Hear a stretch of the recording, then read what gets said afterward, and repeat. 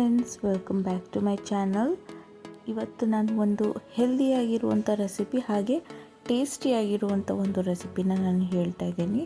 ಟೇಸ್ಟಿಯಾಗಿರುತ್ತೆ ಅಂದರೆ ನೀವು ರೆಸ್ಟೋರೆಂಟಲ್ಲಿ ಈ ದಾಲ್ ತಡ್ಕ ಅಂತ ತಿಂದಿರ್ತೀರಲ್ವ, ಸೊ ಅದೇ ರೀತಿಯೇ ಹೆಸರು ಕಾಳಲ್ಲಿ ಮಾಡ್ಕೊಳ್ಳೋವಂಥದ್ದು.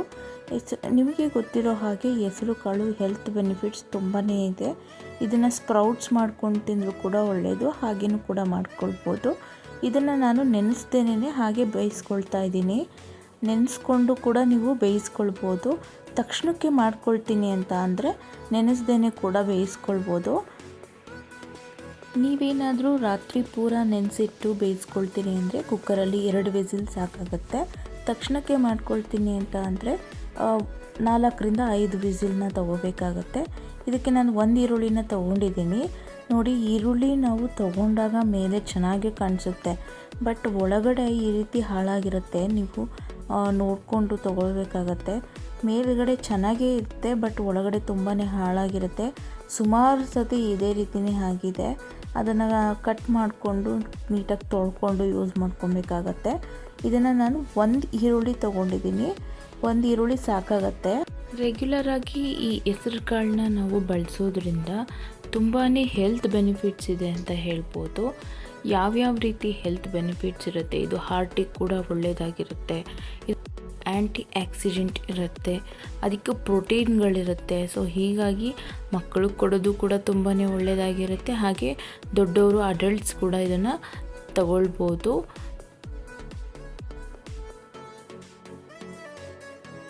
ಇದನ್ನು ಮಾಡೋದಕ್ಕೆ 1 ಈರುಳ್ಳಿ ಜೊತೆಗೆ 3 ಬೆಳ್ಳುಳ್ಳಿ ಎಸಳುಗಳನ್ನ ನಾನು ಬಿಡಿಸ್ಕೊಂಡು ಕಟ್ ಮಾಡ್ಕೊಳ್ತಾ ಇದ್ದೀನಿ. ಒಂದು ಮಾತ್ರನೇ ಹಸಿರು ಮೆಣಸಿನ್ಕಾಯಿ ಬಳಸ್ಕೊಳ್ತಾ ಇದ್ದೀನಿ. ಇದು ಖಾರಕ್ಕೆ ಅಂತ ಅಲ್ಲ, ಸ್ವಲ್ಪ ಒಗ್ಗರಣೆಗೆ ಅಷ್ಟೇ. ಖಾರಕ್ಕೆ ನಾನು ಖಾರದ ಪುಡಿನೇ ಯೂಸ್ ಮಾಡ್ಕೊಳ್ತಾ ಇದ್ದೀನಿ. ನೀವು ಈ ಖಾರದ ಪುಡಿ ಜಾಗದಲ್ಲಿ ಹಸಿರು ಮೆಣಸಿನ್ಕಾಯಿ ಬೇಕಾದರೂ ಯೂಸ್ ಮಾಡ್ಕೊಳ್ಬೋದು, ಟೇಸ್ಟ್ ಚೆನ್ನಾಗೇ ಇರುತ್ತೆ. ಇದರ ಜೊತೆಗೆ ನಾನು 3 ಟೊಮೆಟೊನ ತೊಗೊಳ್ತಾ ಇದ್ದೀನಿ. ಇಷ್ಟು ಇಂಗ್ರೀಡಿಯೆಂಟ್ಸು ಸಾಕಾಗುತ್ತೆ. ಇದರ ಜೊತೆಗೆ ಒಂದು ಬಾಣಲಿಗೆ ನಾನು ಎಣ್ಣೆ ಹಾಕ್ಕೊಳ್ತಾ ಇದ್ದೀನಿ.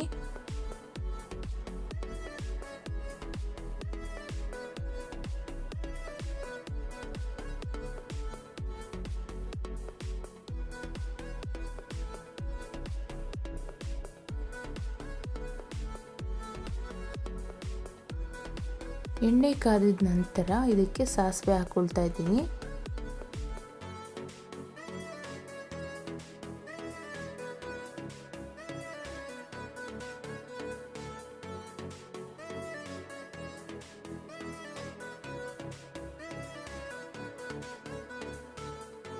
ಸಾಸಿವೆ ಸಿಟ್ಟಿದಾದಮೇಲೆ ಅದಕ್ಕೆ ಸ್ವಲ್ಪ ಜೀರಿಗೆನ ನಾನು ಇಲ್ಲಿ ಬೇರಿಸ್ಕೊಳ್ತಾ ಇದ್ದೀನಿ. ಇದ್ರ ಜೊತೆಗೆ ಸ್ವಲ್ಪ ಕರಿಬೇವಿನ ಸೊಪ್ಪನ್ನು ಇಲ್ಲಿ ಹಾಕ್ಕೊಳ್ತಾ ಇದ್ದೀನಿ. ಕರಿಬೇವಿನ ಸೊಪ್ಪು ಹಾಕಿದ ನಂತರ ಕಟ್ ಮಾಡಿ ಇಟ್ಕೊಂಡಿರುವಂಥ ಆನಿಯನ್ಸ್ನ ಇಲ್ಲಿ ಸೇರಿಸ್ಕೊಳ್ತಾ ಇದ್ದೀನಿ.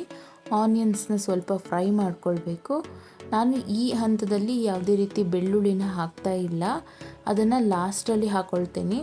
ಒಂದು ಹಸಿರು ಮೆಣಸಿನ್ಕಾಯಿ ಏನು ಇಟ್ಕೊಂಡಿದ್ದೆ ಅದನ್ನು ಇಲ್ಲಿ ಸೇರಿಸ್ಕೊಳ್ತಾ ಇದ್ದೀನಿ ಒಗ್ಗರಣೆಯಲ್ಲಿ. ಇದನ್ನೆಲ್ಲ ಚೆನ್ನಾಗಿ ಫ್ರೈ ಮಾಡ್ಕೊಳ್ಬೇಕು.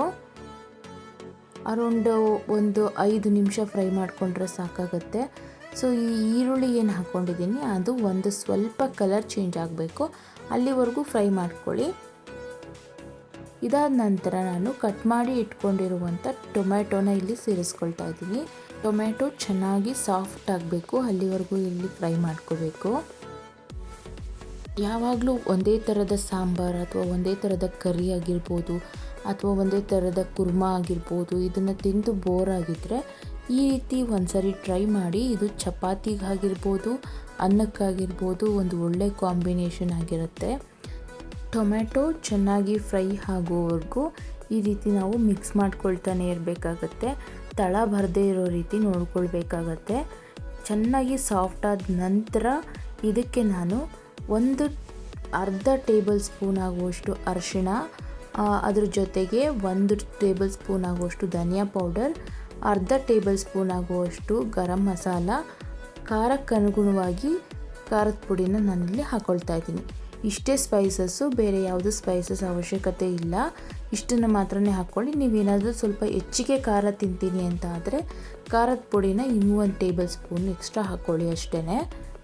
ನಾನು ಸ್ವಲ್ಪ ಕಡಿಮೆ ಬಳಸೋದ್ರಿಂದ ನಾನು ಕಡಿಮೆ ಹಾಕ್ಕೊಳ್ತಾ ಇದ್ದೀನಿ. ನನ್ನ ಮಗ ತಿನ್ನೋದ್ರಿಂದ ನಾನು ಆಲ್ಮೋಸ್ಟ್ ಕಡಿಮೆನೇ ಹಾಕ್ಕೊಳ್ತಿರ್ತೀನಿ. ನೀವು ಖಾರಕ್ಕೆ ಅನುಗುಣವಾಗಿ ನೋಡಿ ಹಾಕ್ಕೊಳ್ಳಿ.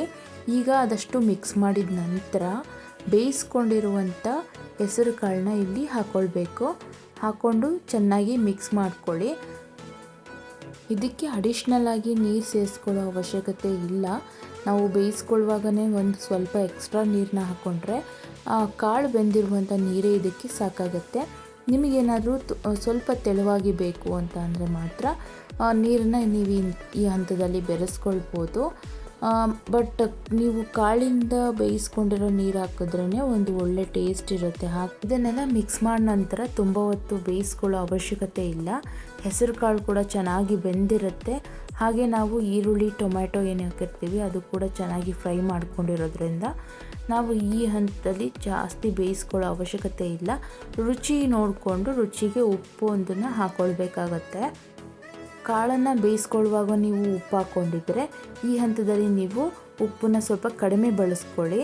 ಕಾಳನ್ನು ಬೇಯಿಸುವಾಗ ನೀವು ಉಪ್ಪು ಹಾಕಿಲ್ಲ ಅಂತ ಅಂದರೆ ಈ ಹಂತದಲ್ಲಿ ಎರಡಕ್ಕೂ ಸೇರಿ ಎಷ್ಟು ಬೇಕಾಗತ್ತೆ ಅಷ್ಟು ಸಾಲ್ಟನ್ನು ಹಾಕ್ಕೊಳ್ಬೇಕಾಗತ್ತೆ. ಸಾಲ್ಟ್ ಹಾಕ್ಕೊಂಡಿದ ನಂತರ ಚೆನ್ನಾಗಿ ಇದನ್ನು ಮಿಕ್ಸ್ ಮಾಡ್ಕೊಳ್ಬೇಕಾಗತ್ತೆ. ಇದನ್ನು ಮೀಡಿಯಮ್ ಫ್ಲೇಮ್ ಇಟ್ಬಿಟ್ಟು ನೀವು ಅರೌಂಡ್ ಒಂದು 5 ನಿಮಿಷ ಕುದಿಸ್ಕೊಂಡ್ರೆ ಸಾಕಾಗ್ಬಿಡುತ್ತೆ.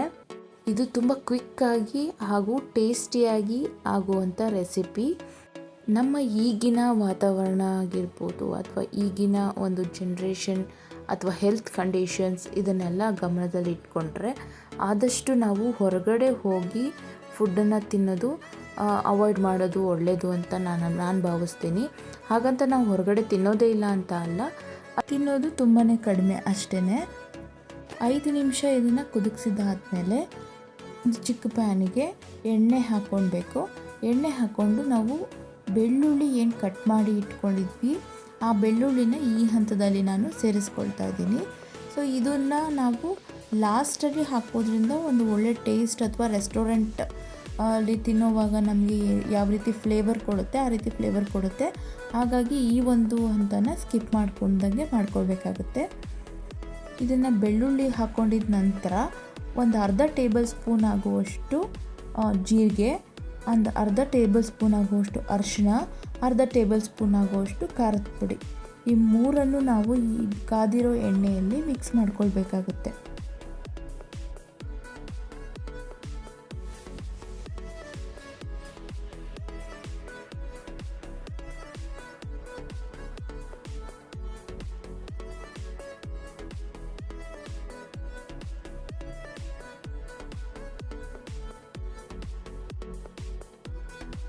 ಇದನ್ನು ಮಿಕ್ಸ್ ಮಾಡ್ಕೊಂಡಿದ ನಂತರ ನಾವೇನು ದಾಲ್ ತಡ್ಕ ಮಾಡ್ಕೊಂಡಿರ್ತೀವಿ ಅದು ಮೇಲ್ಗಡೆ ಈ ರೀತಿ ಅದನ್ನು ಹಾಕ್ಕೊಳ್ಬೇಕಾಗತ್ತೆ. ಈ ರೀತಿ ಹಾಕ್ಕೊಂಡಾಗ ಒಂದು ಫ್ಲೇವರ್ ಕೊಡುತ್ತಲ್ವ, ಅದು ನಿಮಗೆ ಸೇಮ್ ರೆಸ್ಟೋರೆಂಟಲ್ಲಿ ಯಾವ ರೀತಿ ನೀವು ತಿಂದಾಗ ಇರುತ್ತೆ ಅದೇ ರೀತಿಯೇ ಫ್ಲೇವರ್, ಅದೇ ರೀತಿಯೇ ಟೇಸ್ಟ್ ಕೊಡುತ್ತೆ ಅಂತ ಹೇಳ್ಬೋದು. ನೀವು ನೋಡ್ತಾ ಇರ್ಬೋದು ಎಷ್ಟು ಕಲರ್ಫುಲ್ಲಾಗಿ ಇದು ಬಂದಿದೆ ಅಂತ. ಇದನ್ನು ನೀವು ರೈಸಿಗಾದರೂ ಕಾಂಬಿನೇಷನಲ್ಲಿ ತಿನ್ಬೋದು. ನಾನು ಚಪಾತಿಗೆ ಕಾಂಬಿನೇಷನಾಗಿ ಇದು ಮಾಡ್ಕೊಂಡಿದ್ದೆ. ಚಪಾತಿಗೆ ಇದು ಒಂದು ಸೂಪರ್ ಕಾಂಬಿನೇಷನ್ ಅಂತಲೇ ಹೇಳ್ಬೋದು. ಟೇಸ್ಟ್ ಕೂಡ ಅದೇ ರೀತಿಯೇ ತುಂಬಾ ಚೆನ್ನಾಗಿರುತ್ತೆ, ನೀವು ಟ್ರೈ ಮಾಡ್ಬೋದು. ಯಾರೆಲ್ಲ ನನ್ನ ಚಾನಲ್ನ ಸಬ್ಸ್ಕ್ರೈಬ್ ಮಾಡದೆ ನೋಡ್ತಾ ಇದ್ದೀರಾ ದಯವಿಟ್ಟು ಸಬ್ಸ್ಕ್ರೈಬ್ ಮಾಡ್ಕೊಳ್ಳಿ. ಪಕ್ಕದಲ್ಲಿ ಇರುವಂಥ ಬೆಲ್ ಐಕಾನ್ನ ನೀವು ಕ್ಲಿಕ್ ಮಾಡಿದಾಗ ನಾನು ಯಾವುದೇ ವಿಡಿಯೋ ಅಪ್ಲೋಡ್ ಮಾಡಿದ್ರೂ ಕೂಡ ನಿಮಗೆ ನೋಟಿಫಿಕೇಷನ್ ಬರುತ್ತೆ. ಈಗ ನಾನು ತೋರಿಸಿರುವಂಥ ರೆಸಿಪಿ ನಿಮಗೆ ಇಷ್ಟ ಆದಲ್ಲಿ, ಸ್ವಲ್ಪನಾದರೂ ಯೂಸ್ಫುಲ್ ಆದಲ್ಲಿ ಪ್ಲೀಸ್ ಒಂದು ಲೈಕ್ ಮಾಡಿ, ಕಮೆಂಟ್ ಮಾಡಿ, ನಿಮ್ಮ ಫ್ರೆಂಡ್ಸ್ ಆ್ಯಂಡ್ ಫ್ಯಾಮಿಲಿಗೆಲ್ಲ ಶೇರ್ ಮಾಡ್ಬೋದು. ಮತ್ತು ಒಂದು ಒಳ್ಳೆ ರೆಸಿಪಿಯೊಂದಿಗೆ ಅಥವಾ ಒಂದು ಒಳ್ಳೆ ವ್ಲಾಗೊಂದಿಗೆ ನಾನು ಸಿಗ್ತೀನಿ. ಅಲ್ಲಿವರೆಗೂ ಧನ್ಯವಾದಗಳು. Thanks for watching.